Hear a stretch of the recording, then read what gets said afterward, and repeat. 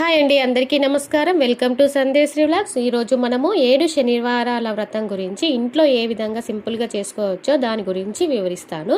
హిందూ సంప్రదాయంలో ప్రతి రోజుకు ఒక ప్రత్యేకత ఉంటుంది. వారంలో ఒక్కో రోజును ఒక్కో దేవుడికి కేటాయించారు. ఈ క్రమంలో కలియుగ ప్రత్యక్ష దైవమైన శ్రీనివాసుడిని శనివారం రోజున పూజిస్తారు. సప్తగిరులపై వెలిసిన ఆ తిరుమలేశుడు ఆపదల నుండి రక్షించే ఆపద్బాంధవుడు మరియు అనాథ రక్షకుడు.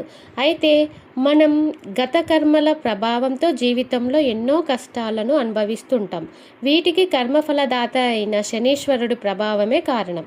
అయినా శనీశ్వరుడు ప్రభావం మనల్ని బాధించకుండా ఉండాలంటే శ్రీ వెంకటేశ్వర స్వామిని ప్రత్యేకంగా పూజించాలి. అఖిలాండ కోటి బ్రహ్మాండ నాయకుడి కృప మనపై ఉంటే ఏ దోషాలు ఉండవు. కాబట్టి శ్రీ వెంకటేశ్వరుని కృపతో పాటు శనిదేవుని దోషం పోవాలంటే 7 శనివారాల వ్రతం ఎంతో విశిష్టమైనది.